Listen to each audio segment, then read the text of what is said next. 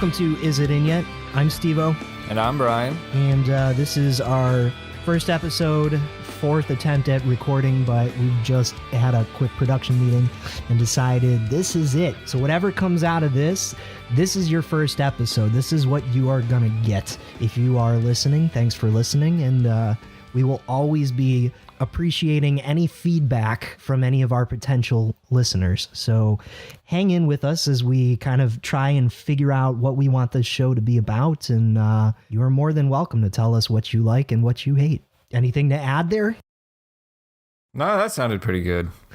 Steve's going to be more of the lead guy here, I think. I'm going to be more of the backup. I think we'll both get a hang for it as we go. I think I took too much time trying to like really plan for this when I realized, most people who end up doing this just kind of jump into it. I did a little bit of radio in college, and I think I was trying way too hard to like try and make sure everything is planned and organized. But, I think at this point, we've just been itching to talk. So let's just jump into it and talk and see what comes out of it. Why not? So Brian's out in Arizona, so we're actually recording this at two separate locations. Yeah. I don't know if you want to talk a little bit about yourself. If we want to do introductions, we could do that now. All right, sure. Well, as Steve said, I am in Arizona, originally from the Cleveland, Ohio area, although not specifically the city of Cleveland. Now I'm out here in the desert wasteland of Arizona in the Phoenix area. Very recent move. This podcast is kind of just a way of us just keeping in touch with each other. So Steve and I have been best friends since we were in elementary school, and this is the longest period of time where we've ever been a pretty significant distance away from each other. So this is kind of an excuse just to hang out. Yeah. Yeah, but I when I lived in Ohio, I was a lecturer for Kent State University in Akron, and I used to teach philosophy. And then I got a job out here in Arizona, and the money was good, so here I am. And I'm sure if we end up continuing this for any sort of duration, people will find out more about me. But for now, I think that's sufficient. Yeah, well put. I'm Steve. I do still live in the Cleveland area. I'm a videographer. I'm an editor, and I guess all I can really add to that is that Brian's right. I guess I didn't think about that until you said that. This is kind of like the longest time that we've ever really not been in close proximity together. I mean, it's the first time one of us has moved, so I mean, that's obvious, but sorry, I'm trying to figure out how to phrase this. Give me 1 second. Are you getting emotional? What's going on here? You getting choked up about thinking about me so far away from you? Are you just pining for my presence? Let me put it this way. Should you listen to this show for any amount of time, you will also grow to find out that we are very nostalgic people. Oh, yeah. We are always talking about growing up together, and it's easy to do because, I mean, we were around each other all the time, Brian and myself and our group of friends. So for us, not being around each other, I didn't have siblings growing up. My friends were kind of like my family, my brothers. So, it is kind of like a big deal to us. I guess I can't speak for you. No, it's absolutely a big deal to me. We're brothers, as far as I'm concerned. Absolutely. Well, hey, man, I mean, I got to officiate your wedding, which is really cool. Yep. So, I mean, if that gives anyone any sort of idea as to how close we are, there you have it. So, yeah, we're trying this podcast out. I know we shot a couple ideas back and forth. There's definitely some content that we talked about in episodes that we recorded but haven't used yet that, maybe we'll use that, or maybe we'll just rehash some of those topics because they get pretty fun and interesting, at least for us. So yeah, this will be an evolving process, right? Absolutely. And I'm actually kind of curious what we're going to be talking about today, because you told me you had something that you wanted to talk about, you wanted to spitball and go back and forth on, but you actually haven't told me what that is, or even really given me a hint about what that is. I assume, knowing you, It has something to do with some sort of conspiracy something.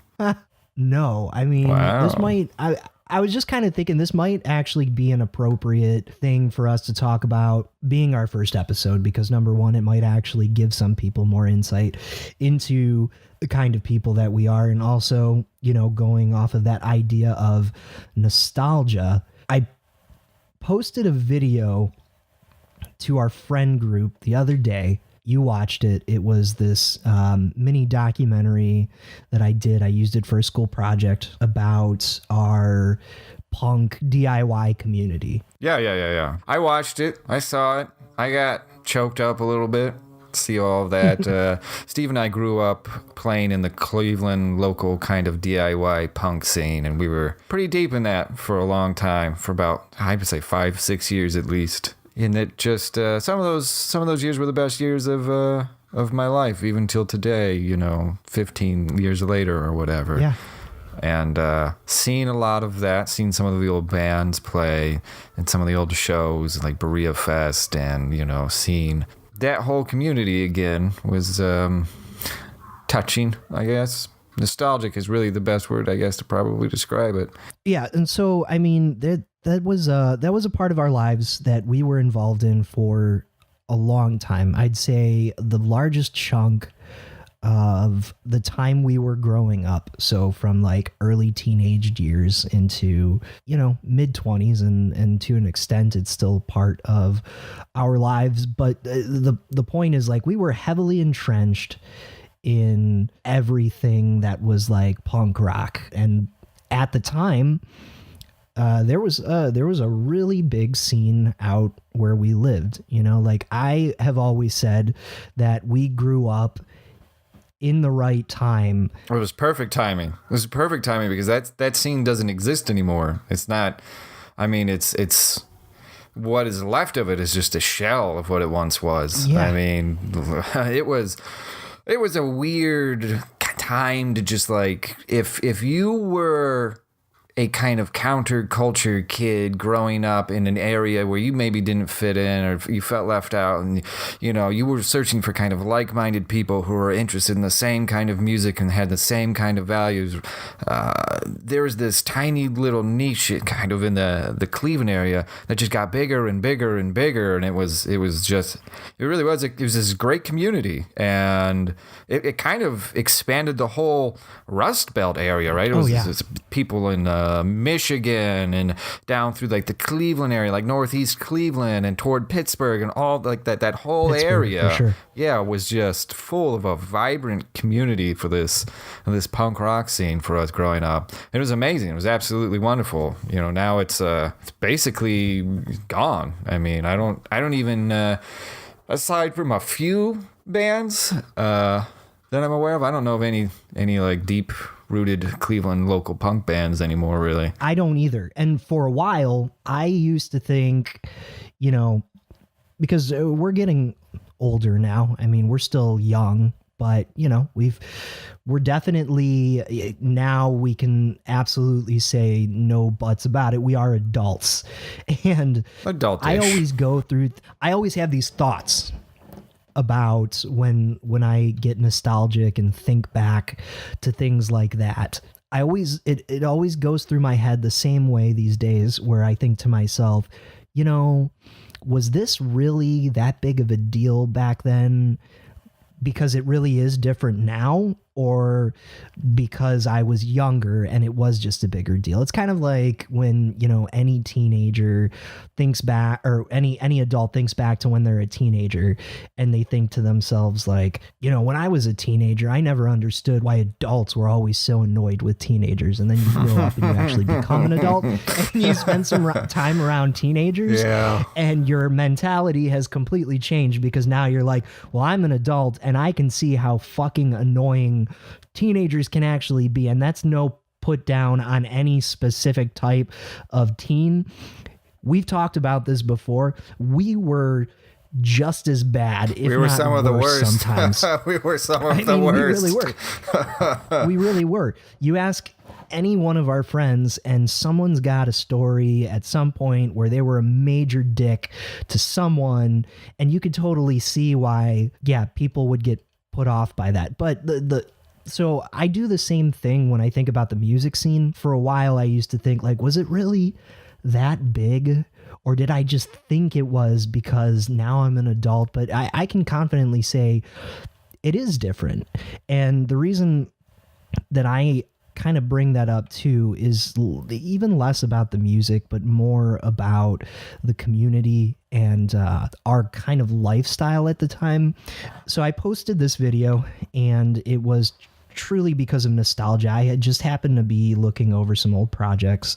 I won't get too deep into it, but I've been feeling nostalgic lately because I've been a little depressed every now and again recently. And so when I get depressed, I get super nostalgic. I go like way deep into stuff. And so I was looking over some of these old projects, mainly because I was trying to remind myself why I like doing what I do. And I thought, I should go back and look at some of my projects. Maybe one of them will like give me a little pick me up, give me a boost of euphoria, I guess, for lack of a better word. And so I went super far back, and I sent you guys this video I did of basically a mini documentary I made of the punk scene, something that I had never shown any of you before. Basically, I used it for a school project, and that's where it stayed. But the reason I bring that up is because, and I'm trying to find the message. So our friend Nick sent a message shortly after I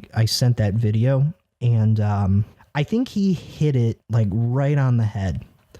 And I'm sure he won't mind if I just kind of briefly quote what he said, but let me just find this video real quick. Yeah, it was a touching moment. I remember opening up that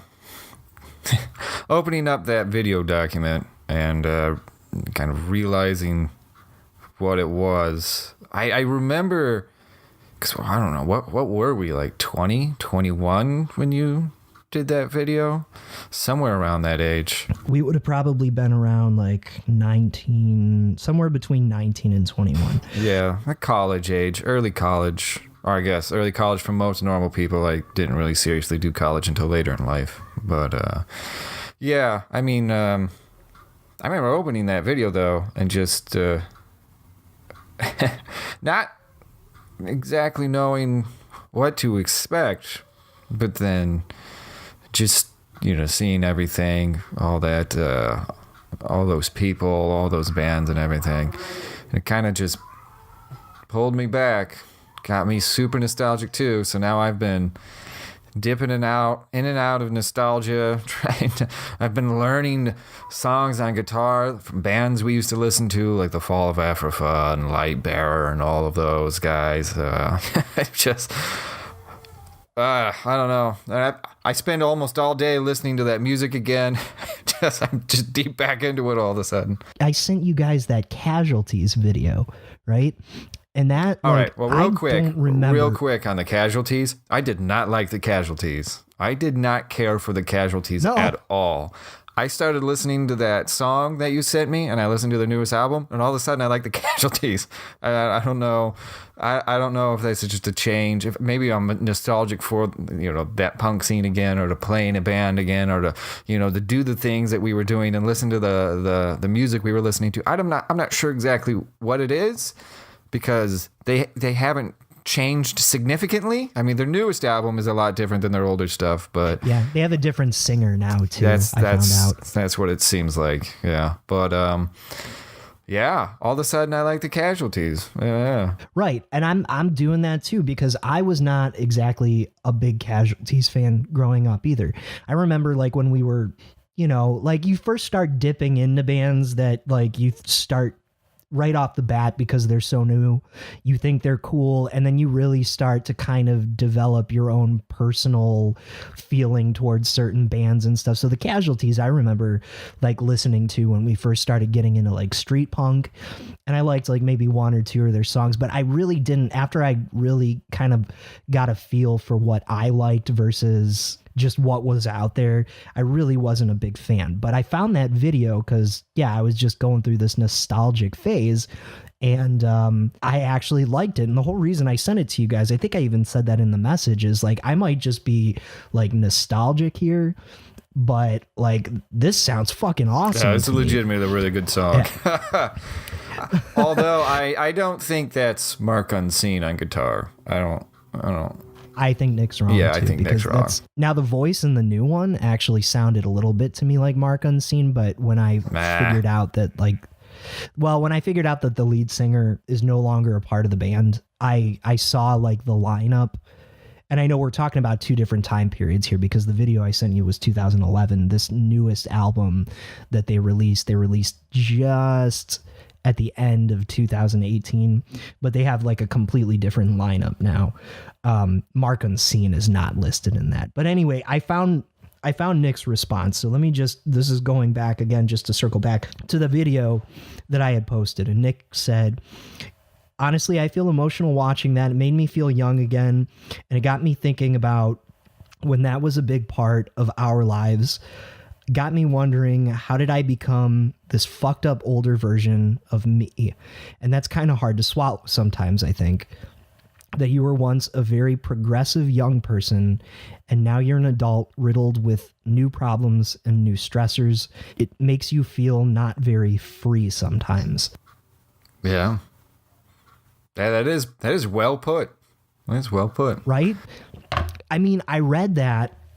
I posted that video super late at night, and then I remember waking up, and that was like the first thing I read that morning. And I just remember thinking like, wow, you fucking nailed it, dude. Like, that is exactly how I've been feeling. I think I responded by saying, like, obviously I posted it for nostalgic reasons because I haven't been quite feeling like myself for a little while. And I really think he nailed it, you know? And then that just kind of started making me think about all of those things. You know, he's right. Like, and it's not necessarily a bad thing either when, like, yeah, we're adults with new problems and stuff. That's life. I get that. You know, you grow up, and of course it's like the problems you have as a teenager are definitely not going to be the same ones that you have now. And the more you progress through life, then the more complicated it gets, and the different types of obstacles you have really to overcome. But ultimately, that feeling, the thing that hit me the hardest was the point he made about it's weird because I'll be the first to admit that, like, I don't feel like I am the same person that I was back then, you know? Like, do I still carry some of the same values and ethics? Absolutely. But I think the part that always feels missing is having that same, like, it's never going to be the same, right? Because the community's not there. The music is something now that we just listen to. We don't play it. I don't know if we even brought this up. We were in bands throughout that entire time too. So we weren't even just a part of the community as like listeners. I mean, we played out and we were a part of that whole music scene, like 360, you know? I don't know. It just made me think, you know, and it was a little depressing to think you're not the same person, but could you be, you know? I don't know. Now I'm starting to ramble, so I'll let you throw your 2 cents in and see if you can even make sense of what I'm saying. I mean, there's probably a lot that I have to say that would be similar, repetitive, especially concerning the idea of whether or not we're the same people. I mean, what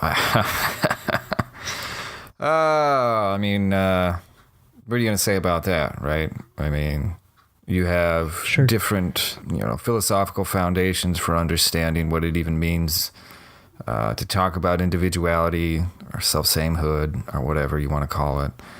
But just thinking about kind of the differences between who I was back then and who I am now, there are certain things. Oh, you getting sober? Was that you popping open a beer? Is that what's going on? You starting to get sober? Yeah. I heard the pop of a can. I assume that's Milwaukee's Best. Hey, we're not sponsored by anyone, Oh, so I'm sorry. You can cut that out. I'll say, is that a beast? Is that a beast? Oh, please, dude. I bet you if Milwaukee's Best heard us talk about it, they'd go, fuck yeah, we're going to sponsor these guys. No, they wouldn't. I don't know who they are. The only people who drink this shit are 13-year-olds. The only or people who college drink students. that shit are people who are probably not 21, people who Right. are either poor or homeless, and assholes like you. Yeah, well, I mean, explain this to me, actually, so we can get back to what we were talking about later. Now I'm actually kind of on a thing. So explain to me why it is that you prefer to drink this beverage that literally tastes like somebody just pissed in a can and spat in it and shook it up and then sealed it. you hit 2 out of the 3. I mean, for one, I guess I'm an asshole, so I guess only assholes drink what I'm drinking. But number 2, I am poor. You were drinking it before you were poor. You were drinking it before you were poor. Don't give me that nonsense. Well, now I have an even, bigger reason to drink it because now I am poor. Okay, well, why are you? I'll tell you. What started you drinking the Beast? Well, aside from the fact that it is cheap, it also has a decent amount of alcohol content contained within it. So that's dangerously close to an alcoholic speech there, Steve. we're trying to be honest, right? I mean, yeah, I drink it because, it's, I don't have to drink that much to get a decent buzz. That's so punk rock, dude. Dude, the punk rockers even drink better shit than I do because they're out there right? drinking PBR, man. I can at least tolerate PBR. Although I think PBR has been overtaken by more of the hipster crowd, I think. I actually don't know Yeah. exactly what hipster is, so I don't know if I should be really remarking on that so much. I was trying to think. I'm like, well, maybe we could get a hipster, like an actual true. I thought hipsters bona didn't fide admit. hipster I to thought come up- hipster didn't admit to being hipster or something. Right. Nonsense. So that was the big problem that I just had in that thought is I'm like, but nobody who is a hipster ever wants to admit that they're a hipster. the most so I guess hipster, it's kind the of most hipster person that I know is my cousin. yeah. And his wife, who's a super hipster. I would say But that they when you will not admit have cats, like when you have paintings of cats on your home that like have suits on with ties and stuff, I think that starts to qualify you as hipster. Personally, I mean, it could be crazy cat person. I don't know. I mean that's debatable, but yeah, no. It's a hard argument to get into because honestly, there's certain traits of hipster that like, I mean, the punk kids like to collect their vinyl. I like to collect my vinyl, but so do hipsters, Well, So, I don't know. There's a lot of crossover with a lot of that stuff that I really don't care about. I really don't care about the idea of hipster anyways. I just like calling people hipsters because I know that it makes them really upset. It's the same thing as calling someone a millennial. I don't care being technically called a millennial. millennials. Yeah, I don't care about I that. don't either. It's doesn't bother me the least bit. I think it's people who are just a little bit younger than us because we're kind of like on that very You know tail what? end of millennials. All of the millennials that I know are harder workers than all of the baby boomers that I know. All of the millennials that I know are more responsible with their money than all of the baby boomers that I know. So when you call me a millennial, personally, from my own personal experience as being a millennial and interacting with the other millennials that I know, well, I don't care. You can call me that. Because all you're telling me is that I'm, a better worker who does more with the little money that I have than the people who raised me. I always hear older generations talk about millennials, how rude we are in public because we're always addicted to our phones and we're always like never living in the present and blah, blah, blah. Well, you know what I found out over the last few years? On occasion, we like to go get out of the house and we like to go to the movie theater. And every fucking time I have the worst possible experience because there's always people around me being distracting and talking. And guess what? It's not the millennials. It's not the people from my fucking generation. It's people in their 50s and older who fucking know better, who know that they shouldn't be talking, and they're the ones always complaining that we're being rude. Meanwhile, I've never, maybe the percentage of like young people who have annoyed me at a movie theater specifically, or movie theater or like live event that we've gone to see, is very minimal compared to people in the older generations, the same people that complain, the people that I would think know better. I do experience similar things in the, I don't know about specifically movie theaters and things like that, but I mean, the people who tend to be kind of the most irksome, I suppose you could put it, complain a little bit more than others, are actually teenagers, which teenagers always complain. In every generation, teenagers are complainers. I was a complainer. Teenagers before us were complainers. I mean, part of being a teenager. But it's those people, and then, I don't know. Maybe older people. I don't know. Teenagers complain a lot, though. I'm ageist, apparently. I'm ageist against teenagers. But yeah, we're getting real close to hasty generalizations here about groups of people based off of arbitrary distinctions of generations. Really completely nonsense. Obviously, there are wonderful workers and people of all generations. Your parents are fantastic human beings. I love your parents absolutely and dearly. And then there are other people from the same generation that are absolute monsters. And you can say that about our generation, and you can say about the generation coming after us, and you can say it about even the greatest generation ever, the World War II generation, all of that nonsense. So you bring up my parents, and my dad is a hard worker for sure. And like we've had this conversation before too. And he is definitely of this mindset that someone who is a hard worker maybe is something that like hopefully everyone's parents tries to teach them at an early age how to be a hard worker, but kind of past that point, once you start working, it becomes up to you. And a hard worker is not just, his phrasing was basically like, you're either a hard worker or you're not. It really just comes down to that. He was going through some union negotiations, and just to keep it brief, the point was like the company wanted to do something that they thought might motivate a percentage of people at their job that just like they weren't like showing up to work and stuff. So like they were planning all these incentives, and the big point that my dad was arguing was at his company they have like a probation period like most companies have, 30, 90 days or whatever. And you don't have any benefits during that time, at least at his company. And his argument was that, there were plenty of people who don't have those benefits within that first 90-day probation period. And they're still, and they would still be like calling off work or not showing up or just not being great workers. And his point was that like you're not going to motivate someone with incentives that they get after a probation period when they're already violating certain behaviors during a probation period. Do you kind of get what I'm saying? Yeah. It's like it just to sum it up, it's like if I get a job and like after 90 days I get a week's worth of vacation time and I'm not even up in my 90 days yet and I'm already taking time off, time that I'm not being paid for, and violating those terms. It's like, do you really think that if I'm not motivated then that getting these extra perks is going to change my motive to work harder? Like, it just doesn't make sense. So the point is like, hopefully you're taught at a young age to be a hard worker and value your work, but you either end up being a hard worker or you don't.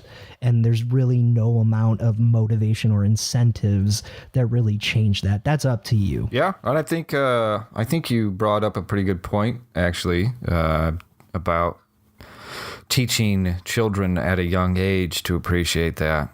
And not that you can't obviously learn that later on in life or can't be appreciative of hard work or anything like that later on in life. You can't. It's not the case that you are, if you don't learn that in childhood, you're unable to develop it later on. But if you do get that value and develop that characteristic earlier on in life, you're on a better path. You have Absolutely. a better start. I mean, it really is. It's kind of like running a race, right? If you have good virtues instilled in you earlier on, you have a head start in that race, right? If you're running down the Absolutely. right path, and like having bad values and virtues instilled in you earlier on, it's kind of just like taking you off that path toward the finish line. So, I mean, yeah, you can get back on the path. You can get back on the right way. I know this is a really silly metaphor, but I mean, the idea, I think, is actually important and rather underappreciated these days with all this idea of basically hands-off. I'm going to sound super conservative here, but I don't really care. But this idea of hands-off parenting nonsense, and we can't punish our children because that doesn't really have an effect. Okay, well, yeah, don't beat your children, But I mean, there's got to be some way of instilling proper virtue, proper character into these children, because and I'm not blaming bad parents for creating, monster human beings. But hey, I am blaming bad parents for not putting their children on the best possible path for success. I mean, I hope everybody tries his or her best to be a parent. I really do. And I believe that most people do care about their children and do believe that they are doing the right thing, and just, the right thing. What even is that, right? It's hard to, I'm talking in, silly phrases here, the right thing, No, do I know this what and you're that. saying. But I mean, there has to be some sort of, let's say, desire or want to go out there and really put something into instilling a good character into children. Because again, it's just, all it really does is it just gives them a better chance. That's really what it is. It's just giving them the best chance that you can. Oh yeah. Look. Wait, hold on. I just want to Yep. qualify this as coming from an individual who has no children and who is, and to take all of that with a grain of salt. This is super, super speculative. And I bet a whole bunch of people who have children probably want to smack me, rightfully so, in the head with a frying pan. Yeah, but here's the thing, dude. So, yeah, okay, full disclosure. Neither one of us are parents, and I totally get it. Like, your life completely changes when you have kids, and there's certain instincts that kind of kick in and all of that. But to your point, I want to go back to what you said about this kind of, trend that we see sometimes in public, which is, hands-off parenting. Yeah, okay, I might not have kids, absolutely. But there's one thought, because I'm at that age now, and I was lucky to have parents that I think kind of put me on the right path. Oh, I would agree. I mean, personally, I think your parents did a fantastic job. Some of the best parents I've ever known. Yeah, no, hey, I appreciate that, and I'm sure if they ever hear this, they will too. And the point is that I'm at this point in my life now where I am faced with certain kind of conundrums, or even not conundrums, like taking this example here, talking about, if you're out and you happen to see a misbehaving child, my first thought is always like, how did my parents handle that? And I could tell you, because like we've talked about it before, my parents and I have talked about different things regarding the way I was raised, or just, when I'm being nostalgic with my parents, we go into conversations. So like, the point that I just want to make is, I know that like we're only observing certain behaviors from certain children, but I can honestly tell you, like the other day, I was picking up some food. There was a group of people standing in front of me. They were ordering their food at the counter. They had a small child with them. As children are, they're full of energy. And so this child's running top speed back and forth throughout this little restaurant. And he's running all the way to one end where his parents are standing, and he's running all the way to the front door and like pushing on the door. It's just doing kid stuff. I'm not blaming the kid. But on top of that, he's also screaming. So you got other people sitting around in this restaurant trying to enjoy their meal, and this kid's running back and forth screaming. And the entire time that I was waiting in that line, not a single one of those people, I don't know who the parent was, by the way, I'm just saying that it was like a group of people and one of them had a child with them. No one was paying attention to this child. And I'm not even saying that as an annoyed customer. I know my parents would not have put up with that. Not just because your child might be causing a bit of inconvenient noise to other people trying to enjoy their meal, but it's not fucking safe. You know, we're talking about, I mean, I won't name the place, but it was a pizza place. So you have to imagine the floors are greasy and slippery. This child could have gotten hurt, or someone could have been trying to get into that door the exact second that child was pushing on it. They could have pulled it open and he could have slipped and smashed his face into the concrete. Like, there's a number of reasons why I observe this kind of, you know, hands-off parenting as an issue. And again, you know, like you said, I'm not saying that every parent out there is like that. I'm mostly just observing, you know, some of the instances that, or rehashing some of the instances that I've seen where I feel like, again, I know that I had parents that would not have put up with that. And I think I'm better for it as an adult. I don't know what the mentality is now.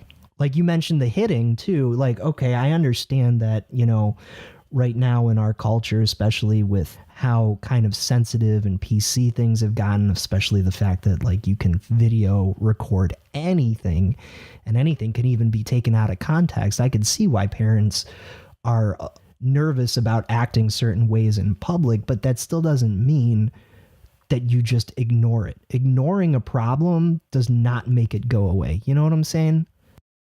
I'm going to be completely honest with you. Yeah. I stopped listening to you once you said it was in a pizza place. I have been trying to figure out in my head what pizza place it could have been.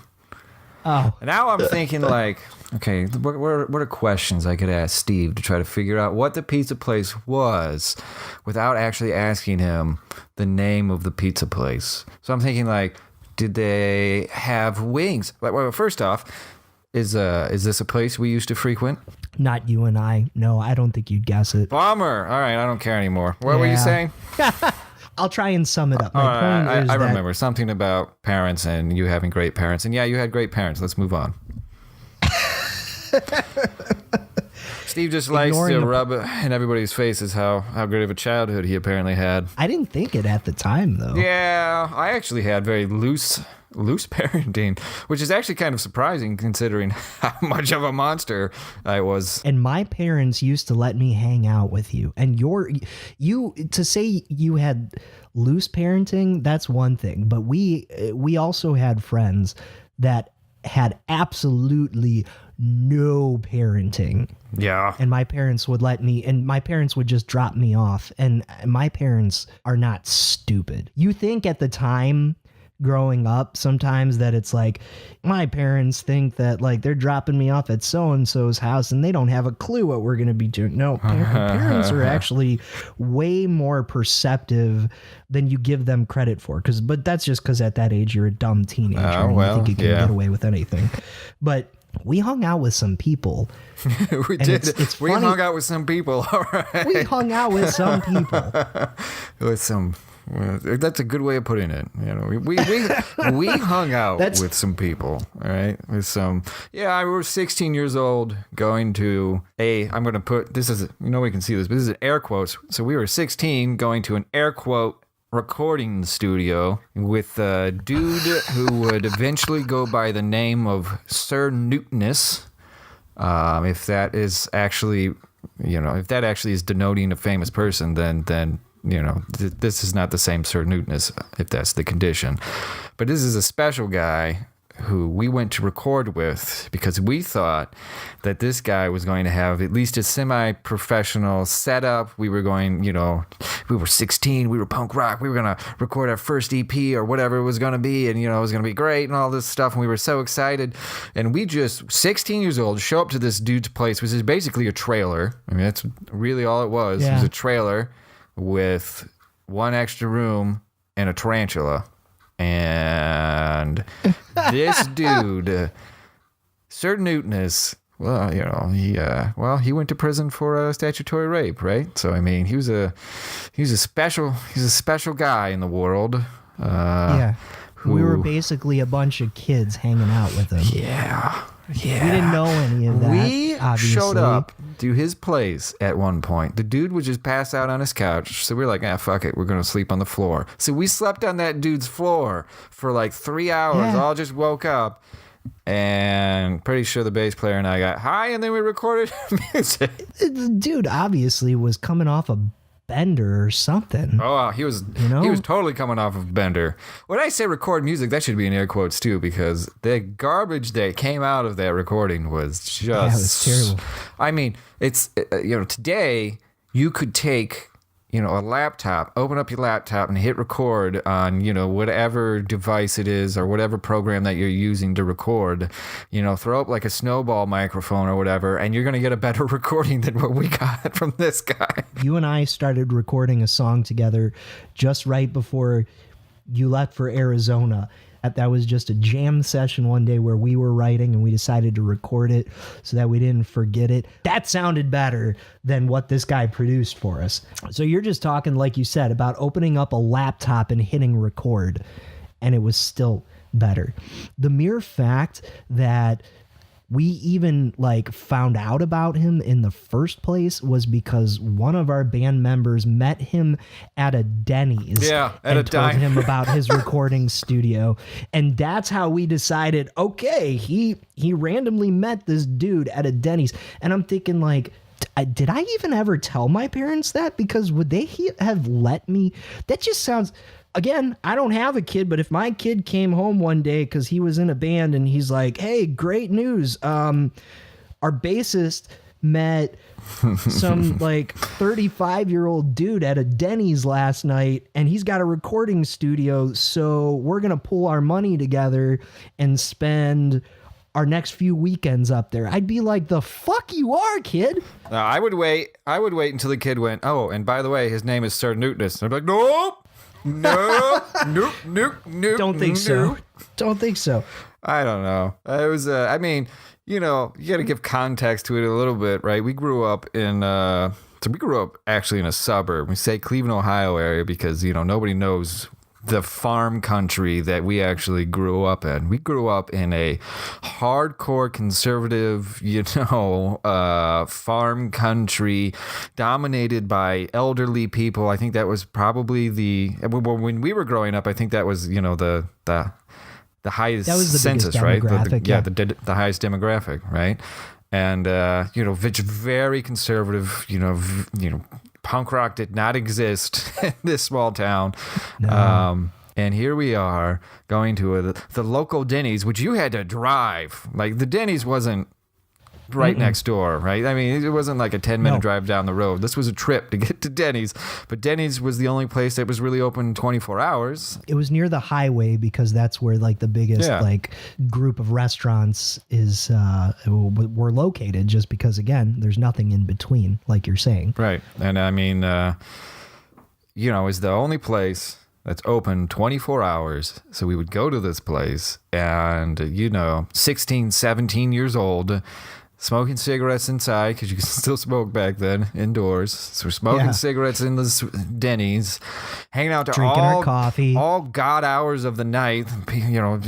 Apparently the curfew was not real in our town because I remember being 16, 17 years old and being out until 2, 3 in the morning. Sometimes even on, days you're supposed to go to school and things like that. Oh yeah.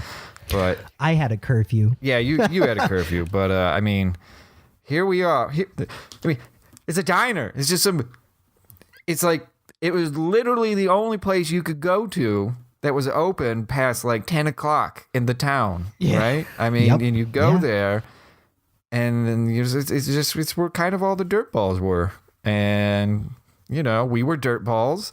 And so was Sir Newtness. We just didn't know that Sir Newtness was a much bigger dirt ball than we were. Yeah, we ended up recording music with this guy. We ended up spending all kinds of time with this guy. And this guy... And money. Yeah, and money. And this guy was it wasn't super expensive, but it was like, for us, let's just say it was like $100 for us. It was expensive. I worked at a Donato's. I made like $5 an hour or something terrible. I paid for my gas and my food and whatever I wanted to do with my lady friend at whatever time. Like, right. $100 it actually took us a little while to save up. I mean, and we were trying to buy band equipment and buy guitars and strings, and we just had these terrible amps that, luckily we made work somehow. Lasted. Yeah. I think it's important to note too, because we probably don't sound very punk rock after telling you that we lived in this like rural farm community and everything. It's like SLC punk, man, right? Isn't that? Dude, we truly embodied the spirit when you think about it, because one of the things that even to this day I'm still very proud of is that, we had support from our parents and stuff when we were young, but like we had to buy all that equipment ourselves. We had to like save our money. Like we were totally invested. Yeah. Because that money was money that we made by our own accord. Because our parents, they didn't have the money to be, it's not that they supported us 100%, but like, it's not like they were just going to buy us our equipment and stuff. Like we had to save and really be invested in that band.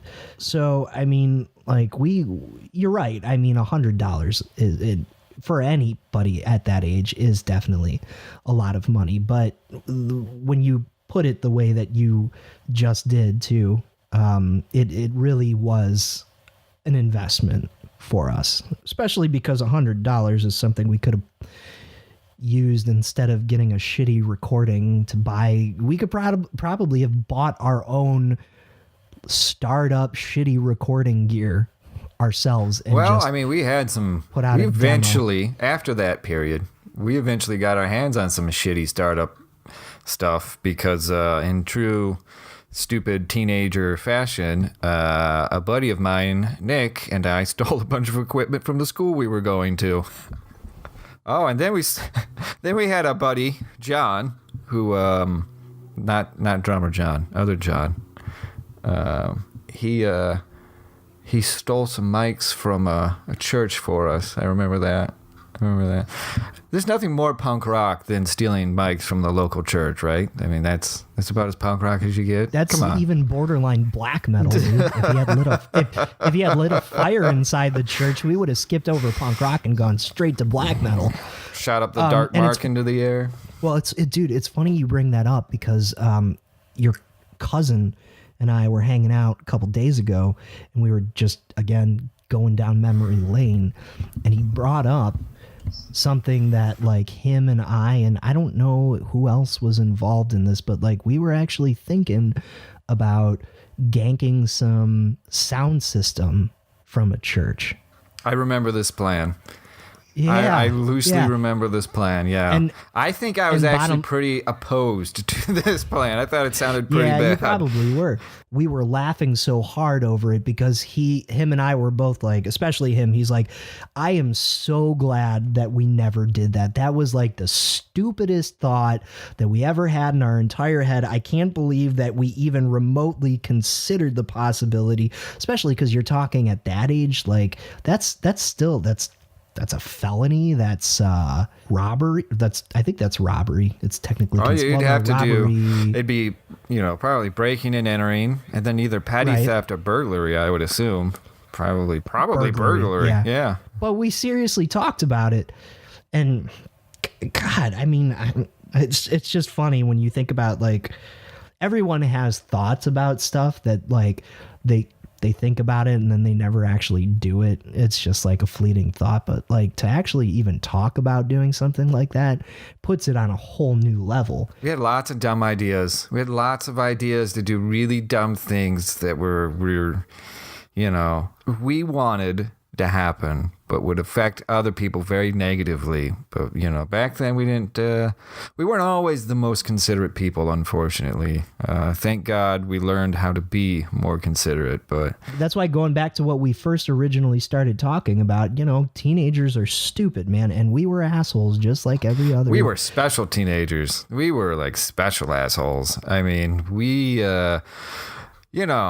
growing up in a smaller community, that wasn't exactly, especially back then, was not very accepting of anything that was different. It was That's very, anti, for us, it was, for what affected us, it was, very anti-punk rock, very anti-dressing differently, very anti-being influenced by the wrong kind of music and things like that. But it was also an insanely racist community that we grew up in, and it was extraordinarily homophobic. I mean, the most common insult that I had thrown against me growing up wasn't, freak or, anything like that. The most common insult was to call me a fag, right? That's what everybody would call me. It was, oh, look at this faggot. And I'd be like, God damn, what if I am a faggot? What the hell? That's not an insult. Yeah. And then, it'd be, oh, that's what a faggot would say, and all kinds of stuff like that, and it's like, you think now with the way that the world has changed and you look back at that and it's like, I wonder if that's still used in that community as an insult, because there was when we went there, like early on, I think freshman and sophomore, I don't think there were any openly gay people that I can remember. Like there were. I don't think there were so. some. I don't know. Yeah, I remember there being openly gay individuals once we were like seniors. Like there was like a freshman or something, or a sophomore maybe that came out as gay. But like think about like there's nobody that was like that was a bad thing to be, right? That was a bad thing to be in that community. It was that kind of weird culture that we're coming out of and being like, we're punk rock kids. We're gonna be different. We're gonna be counterculture. We're gonna take the values that you think are good and we're gonna flip them around and say, no, they're bad. And the values that you think are bad, we're gonna flip them around and say, no, they're actually good. And we're very we're very Nietzschean in that way. We're very punk rock Nietzschean style. Sure. Oh, sure, man. Absolutely. Yeah, we're very reactive, though, at the same time. It was like everything that our community kind of said was good and valued, we reacted against and said it was bad, right? So, religion was important, for a lot of people in that town, growing up for us. And, I was raised early on, raised to be religious. And then, thank goodness my mom stopped caring kind of about it. And then I just, she just let me do whatever, go along with basically whatever I wanted. So I fell out of religion real quick.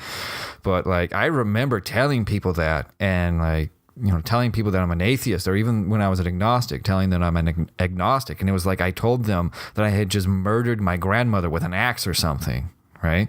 I mean, it was like you're a what?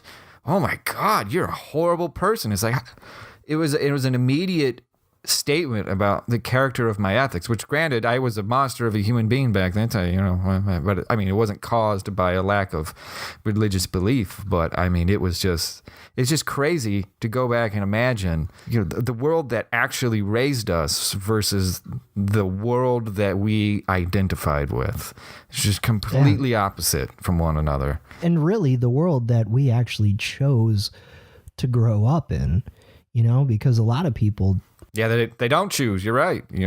I mean, the majority of the people that we grew up with, they just grew up with, whatever it was. They went with the flow. They were, right, cookie cutter people for the most part. I mean, I'm sure they found their own individuality, blah, blah, blah, when they got older. And we were cookie cutter in our own way as well. But I mean, like if you got into a time capsule or time machine and went back and made observations of the individuals, or if you went back and you wanted to make a TV show, right, that accurately reflected the experiences that we had, right, the people that would be the kind of normal characters in that show are most of the people, right? You're kind of front of the mill, background characters that all look the same and all talk the same and all sound the same and all have more or less the same values. that's 90% of the people we grew up with, right? You'd have to make that show about people like us because we were the only ones that were interesting and standing out basically from that crowd in a particular kind of way. At least, that's how I envisaged it growing up. I'm sure, people on the other side would have had very different opinions. No, you're absolutely right. I mean, you make a good point. And, again, like we weren't raised this way ethics wise, but we were brought up in this certain community, but we chose to kind of grow up in a different one. And our parents, again, like they were on board, in terms of like, because mine were kind of on board. Yeah. I mean, it depends. I guess the point is that we were lucky enough that like we growing up in the punk rock community, we were lucky enough to like be able to go out and spend our weekends like playing shows at in downtown and meeting other people and kind of getting immersed in this community. Like we didn't have to stay in our small town. And I'm not saying that like, oh, we got an opportunity that other people don't. Like everyone kind of like can make a choice, I guess, but some people are just like so set in their ways that they're comfortable, and then that's just what they choose to be a part of. But like we decided that and take away any obvious reasons in the beginning, like, oh, because it was counterculture and to us counterculture was cool and this and that. Like we found a community that we really kind of that spoke to us. We didn't choose to just stay within like our small town. We chose to go out and find other like-minded people and be a part of something that we found was fun. It was great to have that opportunity, Yeah, I think a lot of the importance of kind of what you talked about is, focusing on that idea that we actually chose it, right? Because, we initially tripped into, this alternative mode of thought via, punk music, really. Just tripped into it, basically. Started listening to this other stuff. These bands were saying things that, for me at least, these bands were saying things that I was like, wait a minute, are you allowed to say this? Are you allowed to actually have this belief? And it made me start wondering about a lot of the beliefs and ideas I had, right? So I'm always very reflective. It's probably why I went into philosophy when I was in college and all of that. But I started kind of considering the values that I had at, this is pretty early, pretty deep thoughts for a 12-year-old basically to start having. And, challenging all the assumptions that I had. One of the big ones that I started challenging, of course, was belief in God, because I had never challenged that before. I had never even doubted it before. I didn't know what it was like to even doubt such a thing, right? That was so ingrained into my worldview that it was just taken as an absolute. It was taken as an absolute. It had to be true. And it was challenging. We used to talk about the Bible when we were when we first became friends, man. Growing up, we'd actually get together and we'd read passages out of the Bible and discuss them. Yeah, we'd even debate them sometimes, and we'd even get heated about it sometimes. Yeah, well, because also you mentioned that like you were raised Christian. I was also raised Christian, but we were two different denominations. I don't remember what you were raised as, but I was raised as a Catholic. Yeah, I was technically raised as a Southern Baptist. So, I mean, like two different denominations, but like we both like shared the same, at least we both at that time shared this quote unquote passion for Christianity. We did. I mean, so yeah, and I was raised Catholic and went to Sunday school, and I went through the official in Catholicism, we have something called confirmation when you reach a certain age that you are actually indoctrinated as an official member to the church. Like I did all of that. I went through my first communion, my first confession, which they make you go through as a young child. So like I was raised the same way. And to your point, my parents kind of did something similar to where, or at least my mother, because I've talked to her about it. Like everyone I think in my family knows that at the most liberal that I might, I'm maybe agnostic or questioning or whatever.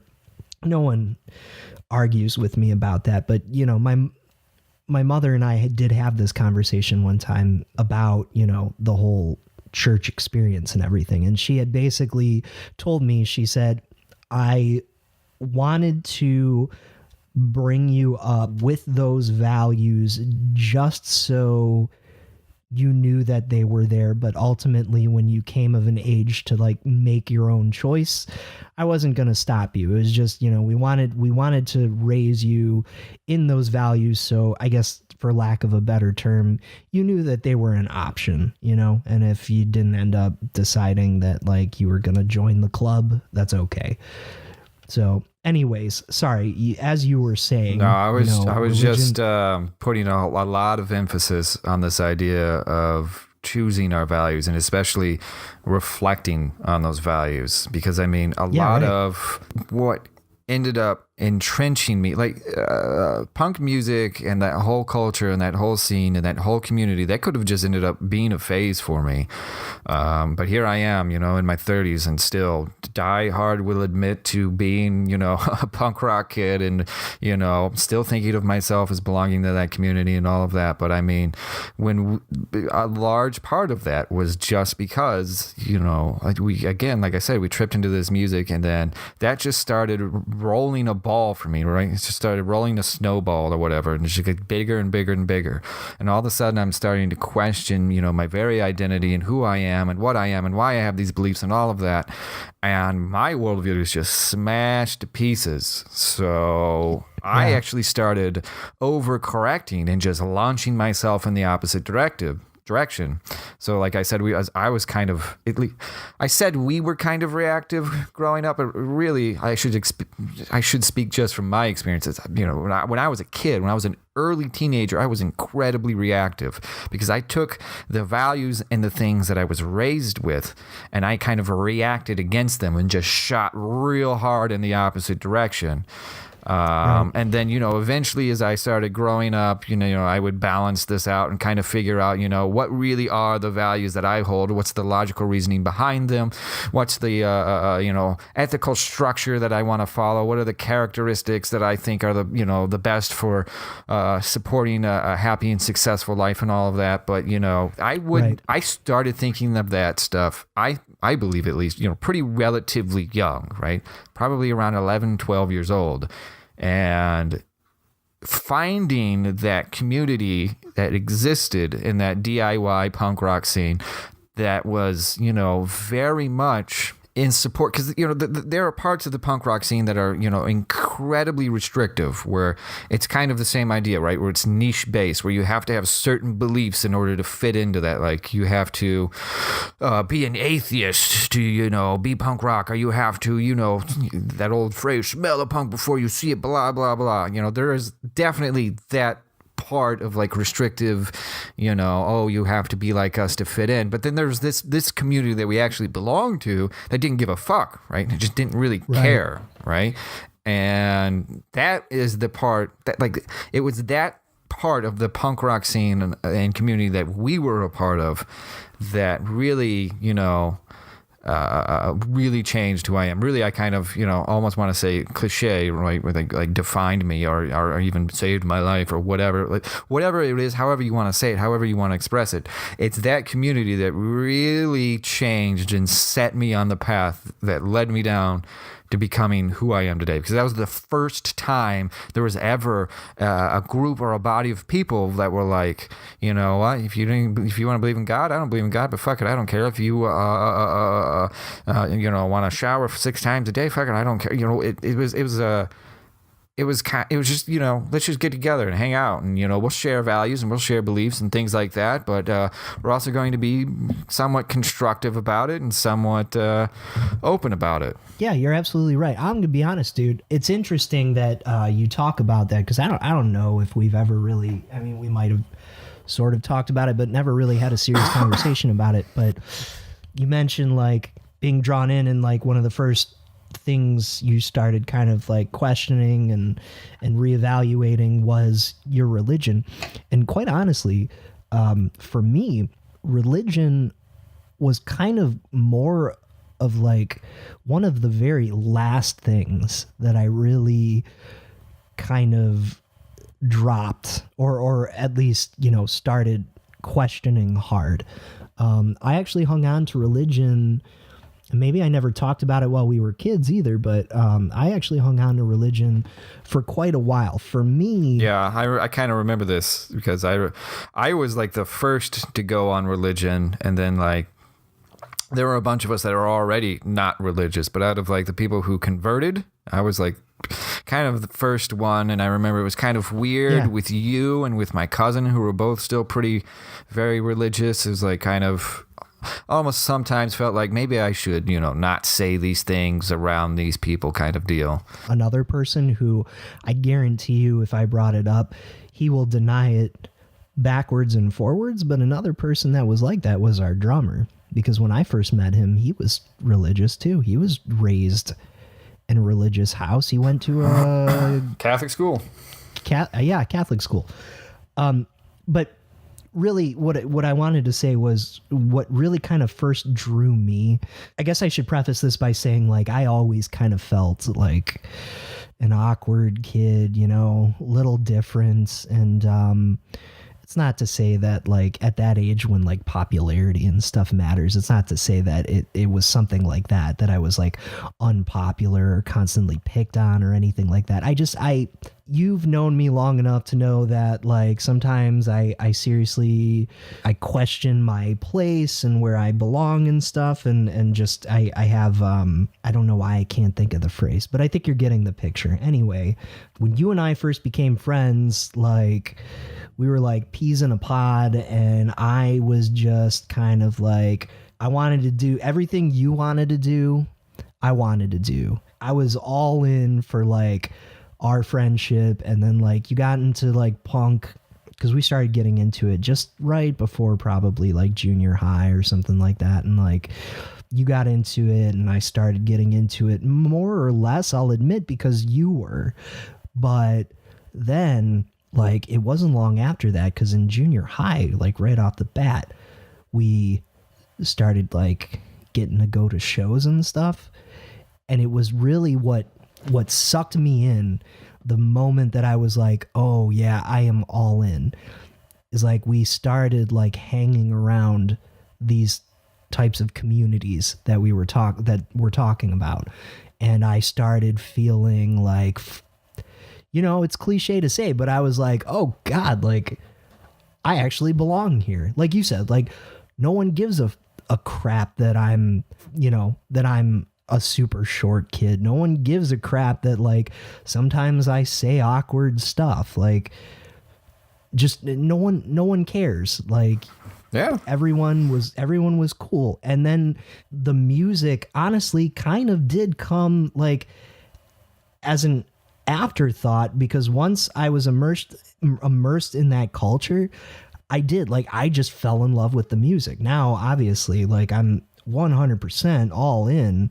I have been since like the time we started like going to shows and stuff. That's really what drew me in, is being a part of that community. And then like I said too earlier, then you start like after listening to like the same stuff everyone else is listening to, you eventually like find your own bands and find what your specific taste is, I guess. But like community for me was like a huge part of that. And then from there, obviously with that community comes like a certain set of beliefs. The big takeaway being that like the draw for me is like you could fucking be anyone you want to be. Yeah, so really, so long as you're not a douchebag, right? I mean, it's you could be anyone you wanted to be, so long as you weren't, being an ass. You could be an asshole to someone, but you couldn't like, You could show up to a show wearing a giant gold cross, or you could show up to the same show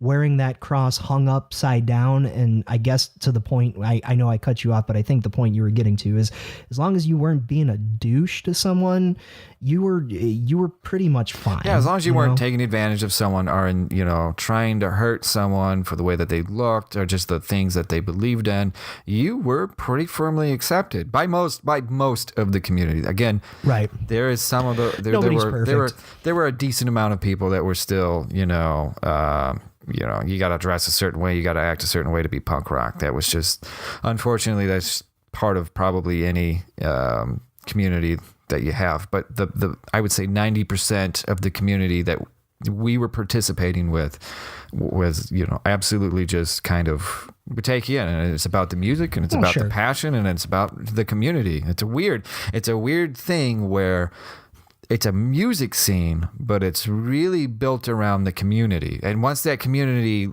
left, like once the Monster House was gone, and once, all of these different bands broke up, or, some people moved or went off to college and did, once that community started to crack a little bit and people started to leave the community and kind of pursue their own lives, that's when that music scene died in that area.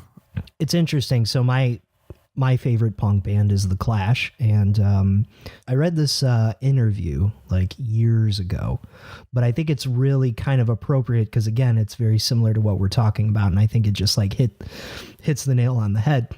It was sometime after like an anniversary, one of these music magazines released a full issue dedicated to nothing but like interviews, some that actually like were printed and some that were never printed, just from, various interviews of The Clash. And one of the articles I read was really kind of diving into when The Clash first started and like why they became a band and everything.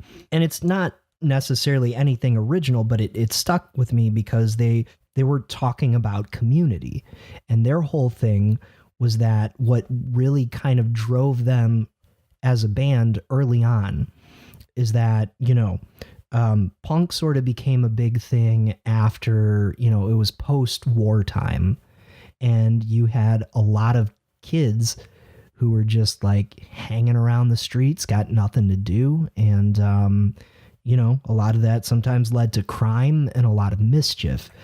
But the punk community was like this one like positive thing, they saw it as anyway, that kind of surfaced around that time. And it gave the youth something to do, something to look forward to.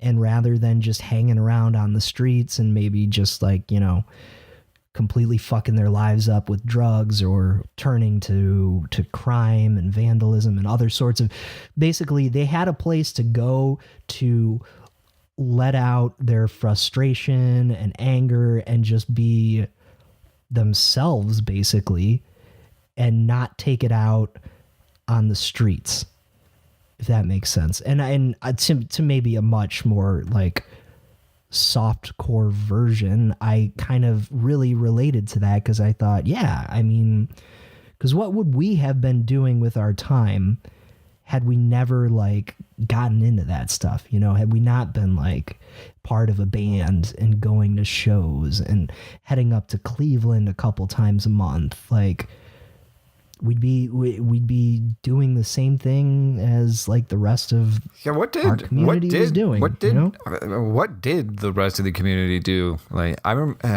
know. Growing up in that world, it's like, because I did do some things like to earn a little cash and stuff that were like available to that community. So I like baled hay for a while and things like that. But like, what do you? I don't know. Well, bonfires. I guess you go to like a lot of parties, bonfires, they'd call them, right? That's probably was a main staple. We did that too. That was but I mean, what do you do in terms of real, especially in that community? Like, what is there to do? Tractor pulls? I mean, what are you doing? Yeah, I don't know, man. We kind of had like two major fairs that would come once a year in the summertime, and really, when I think about it, that was like the only time in our lives where you'd really see a gigantic group of people gathering around. Yeah, you know? yeah. And I mean, I guess we're really kind of selling our hometown as like an extreme backwoods place. It's really Especially now, it's not. built up quite a bit, like Yeah, quite a bit. Yeah, absolutely. But I mean, like those are the memories at least that I have. Well, for a teenager, for a teenager in the 90s and early 2000s, it was it sucked. It sucked to grow up in. I mean, it was just, especially for people who did not feel the same as the rest of the community about issues like race and sexual preference and, art and, all that stuff. Sure. And you're right, because I mean, really, when you think about it on the surface, what are you doing? I mean, yeah, you can go to movies. You can. I remember when they built the movie theater, though. Like, I remember when that movie theater was built. What did you do before that movie theater? That's a good point. Do you remember being like a young kid and going to see a movie? Right, you had to drive. You had to make a trip.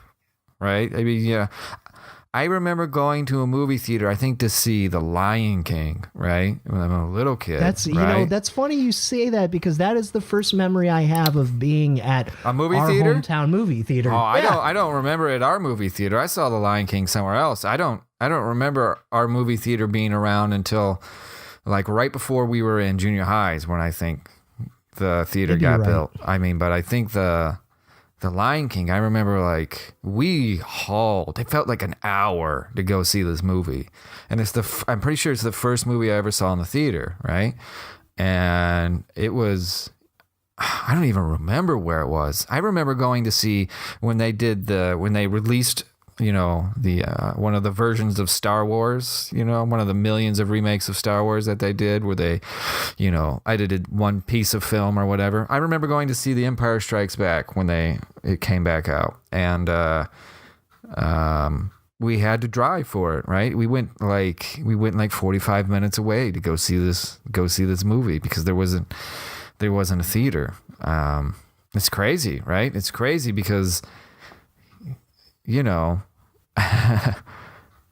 are you not going to have a movie theater, right? I mean, it's not, it's like you said, we're making it sound like it's a backwoods place, but it really wasn't. It really wasn't a backwoods place. No. It was just like a very conservative, very, farm-based, community. A lot of open space, a lot of distance between people.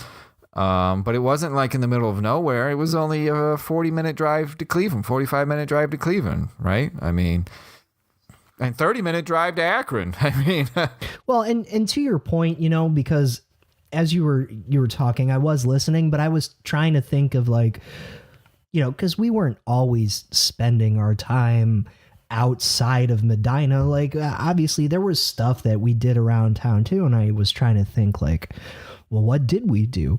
There was stuff that we actually did have that we don't have around here anymore. I don't know if you remember, dude, like we used to go, the town square had a pool hall. Oh, yeah. Okay. Yeah, but that was, we were like 18 by that point, were we? I would say, because I'm also going by like other events that were happening in my life off of that timeline, we were probably somewhere between like sophomore, junior year or something like that. Real quick, I'm just, is the event in your life that you're using this to base the time frame off of, is that specific event related to, are you judging events in your teenage life by which Rachel you were in love with at the time?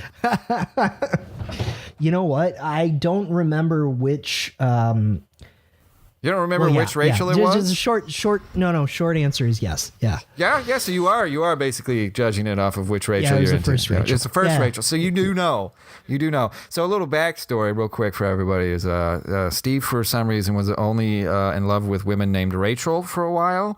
and none of them worked out. So for whatever reason, since we're pieces of garbage in this friend group, we tease Steve relentlessly about it. Yeah, well, the second Rachel was entirely your fault. So That wasn't my fault. That was the woman I was dating at the time's fault. That was yeah, not it was my her fault. She leaned in for a hug, Steve. She leaned in for a hug, not a kiss. I'm not ready to talk about that moment yet in my life.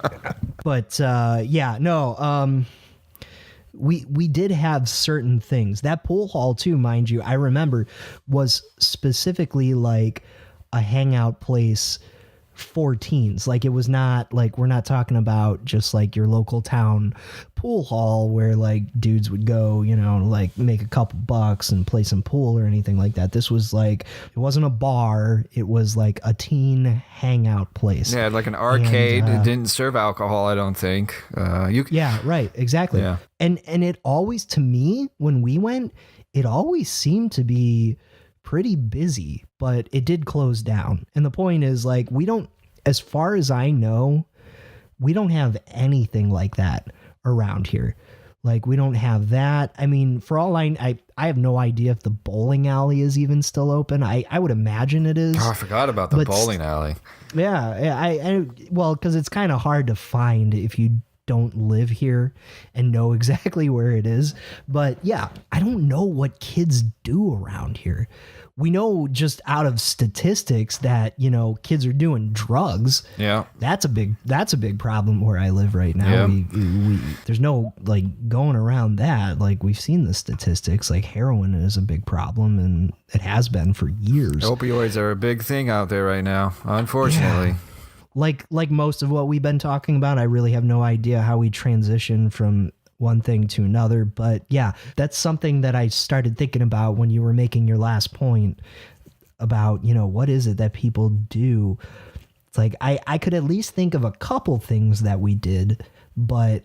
Well, I can think of a bunch of things that we actually did, but they were not contingent upon what was available in the town. Like, we made our own fun a lot. We jammed a lot. That was a big thing for us. We would just get together, jam, hang out, smoke cigarettes, and just talk, you know, talk philosophy, whatever it is that we wanted to do. So that was something that we did. Another thing that we did is because we were super nerdy, is we played a bunch of nerdy games. And in one particular game, actually, we played a lot of Magic.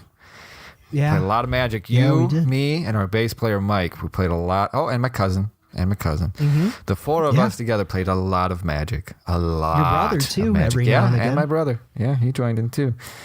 But I mean, thinking like of going and doing things as a teenager or having fun and going to events, always Cleveland. You know, almost always Cleveland or Akron, somewhere like that. You know, there's nowhere to go in that hometown. So like we were, you know, before we could drive, we would just bicycle to each other's houses and basically do things we shouldn't be doing. Yeah. Blowing things up or jamming and, you know, bored teenagers, Setting right? stuff on fire, yeah. It is worth mentioning, I think, you know, we did have a kind of a venue in our town, very short-lived. I wouldn't call it a venue. Yeah, I mean, it was there and it was gone in a blink and of it an only eye. had quote-unquote local bands, which there was like 5 in that town, maybe. And, you know, there's one punk band. Until that place came around and advertised it, like you said, for local bands, I thought that we were literally the only local band. I mean, I know that's kind of like impossible, but like that's what I thought at the time. Yeah, it was. I thought like it was pretty we're bad. from this small town. Like, there's no way there's any other band. I'm pretty sure we were the yeah. only punk band that actually ever did anything. Like there was another group of people who went to our school who were in our grade who played punk music for a very short time, and they were kind of more in that like strangely snobby punk scene where they looked down on other punk kids and called them posers and weird things like that. Never belonged to that part of the community, but they were super short-lived. They were in and out in like a year, and we lasted all through junior high, all through high school. But they were in and out of that scene, like completely went back to being regular people or whatever you want to call it. But there was, for a brief moment, in our town, another punk band. But after that, I don't remember any. any other bands besides No, us. I don't. I think this was like well past our time.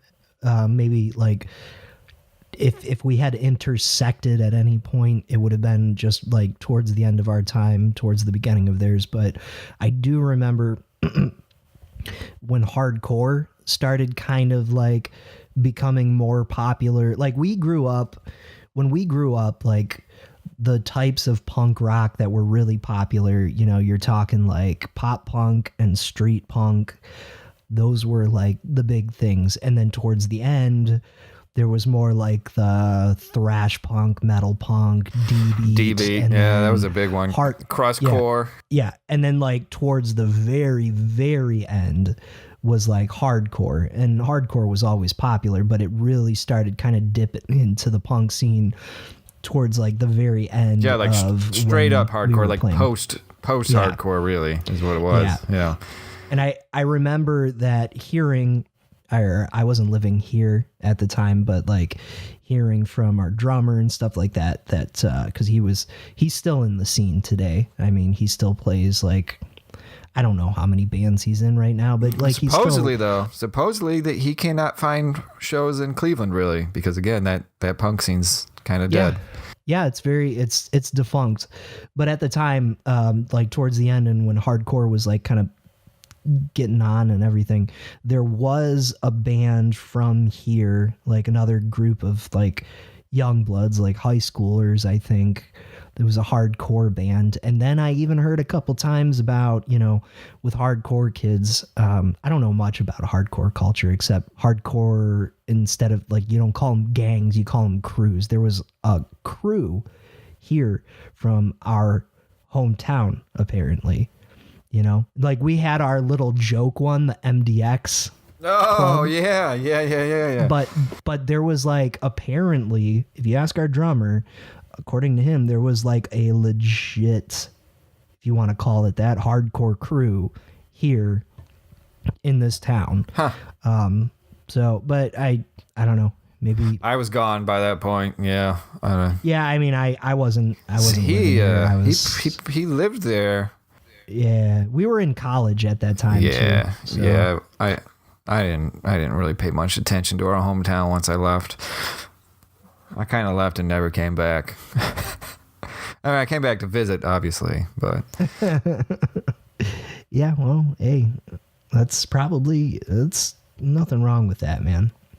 You know, there's certain logistical reasons as to why we live here right now, but yeah, you have the unfortunate position of having to return.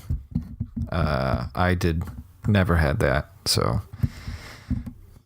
Yeah, I mean, there's plenty of other places that I'd rather be, but that's you know what, I'm not complaining because of home. That's the other thing I learned too, dude. Another fun fact, children, for when you get older is that you do eventually learn. Way to patronize all the kids, Steve. It's not like they're gonna listen to me anyways. The point is that a home is just a home. I mean, like, as long as you're like happy with certain aspects of like where you live home wise, like for me, you know, I live in a quiet neighborhood. I live in a nice neighborhood. I don't have to worry about being in like a shitty neighborhood or anything like that. Well, if it makes you feel better, the town that I live in Arizona is eerily reminiscent of my hometown. You do live in Arizona, which is a big old state. Lots of land. Big old retirement state, too, yeah. right? Well, I live in a community that's more like how our hometown is now. Like, I think the demographic is more new families that have moved in, kind of. But I think it primarily started off kind of like how our hometown did, where it was kind of more dominated by elderly individuals, and now it's kind of more of like the hot place to be for new families. Got good schools and all that stuff, but all the stuff out here is also kind of new from what I understand. So like there's some stuff to do. Mostly it's eating. But all this stuff wasn't here apparently like a decade ago, which sounds a lot like, town that we grew up in more or less. Well, that pizza place that I mentioned earlier, I mean, it wasn't here when we were growing up, but Yeah, our when we're town done with is- this recording, you're gonna have to tell me what this pizza place was. I'm really curious for some reason. honestly, the town square is kind of like I'm not saying it's a hipster place by any means, because we don't have a whole lot of hipsters out here, but like it's definitely more hip than it was when we were growing up, for sure. Is that sushi place still there? Yeah. There's a sushi place. Dude, there's a popcorn place Ah, that we've been to a couple times. I don't give a shit about that- popcorn. Oh, dude, but it's like flavored popcorn. It's delicious, man. Unless I'm eating you're missing unless out. I'm watching a movie, I'm generally not eating popcorn. I do watch a lot of movies, and that's typically when I tend to eat That's fair. popcorn. But yeah, I don't know. I don't even know how to sum that up, man. The times they are a changing. Was that Bob Dylan? Yeah. So did we ever establish why it is that you drink beasts all the time? Was this has this been figured out? Because look, you know, the way that I'm looking at it is right. Okay, I was a punk rock kid too, but you know, I drank my PBR, and I think, what was it, a Jamaican beer? What was that one beer that I was doing for a while? Red Stripe. Red Stripe, right? That was like a calling card for me for a while, right? I was always doing my Red Stripe, but I was always kind of snobby about beer. Like I never really liked the taste of beer. I didn't fit into. That was one of those punk rock cliches that never really worked out for me. I always liked more expensive, nicer beers, and I could never like especially nowadays. Like I can't just sit down and drink like a beast. It was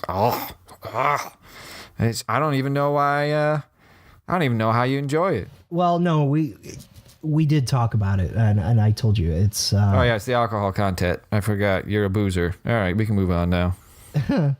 It's a quick buzz, and it's cheap. Man, it's cheap. But it's worth noting though that like when I'm celebrating or when I go out, when you're to, like, celebrating, hang out, when you go out, huh? Well, do they? Well, I like mean, a when you go special out and you celebrate and you occasion. do things, they don't really have beasts anywhere, right? I mean, it's not like you can go to a bar and be like, you know what, give me a Milwaukee's Best, right? I mean, they don't really do that. I mean, it's like you're gonna go to a pizza place and be like, I want a Milwaukee's Best. I'm just saying I'm not like straight up like hillbilly or something. Like I do drink other beers. I am a big craft beer guy. I love my IPAs. It's just they're expensive. So I reserve the time that I drink higher quality alcohol for You know what you could do? times You know like- what you could do? This is just spitballing. I mean, maybe drink. Stop drinking? Drink a Yeah, little yeah. less, Steve. But where's the fun in that? It's not punk rock. What am I going to do when I'm stressed it's out? not punk rock either. I mean, you know, shower beers, that's punk rock. That's what you got to do. Shower beers are punk They're rock. punk dude. as fuck. Meditation, not punk. I could de-stress with meditation. That's not punk. I could take a walk. That's way off center from being punk. Yeah, there's tons of things I could do to de-stressify, but that's just not punk rock. So why would I do it, man? Yeah, that's right. Why would you do it if it's not punk rock? When I have so much punkness to compete with compared to like some of our other friends who are still way more punk, maybe just one in specific, talking about our drummer, I don't know. I got to keep up somehow. There's still some part of me that's got to be punk. I just, speaking of kind of moving away or becoming less punk or, you know, competing, whatever, you know, I just tattooed over my Addicts tattoo not that long ago. And I kind of look at it and I kind of think like, I know this is weird, but I kind of look at it and I go, you know, I can kind of just see it underneath the tattoo that I have there now. And I look at it and I kind of think like, how are people going to know I was into punk rock now? All right, I used to be able to just like throw it out like a flag, like a sign, like, yeah, so I got the Addicts on my Now arm. I just look like some fucking Big Bang Theory nerd. Right? Yeah, I have a galaxy over it now. So yeah, But it looks cool. I like it a lot. I like it a lot too. I think it needs a lot of work still. So this is going to be a lot more expensive of a project than I was hoping. But If you want it cheap, you're going to get I'm going to get what I had cheap and what I'm getting covered result. up. Yeah. exactly. This is one of the things that like being in the kind of work that I do, sometimes I do freelance work.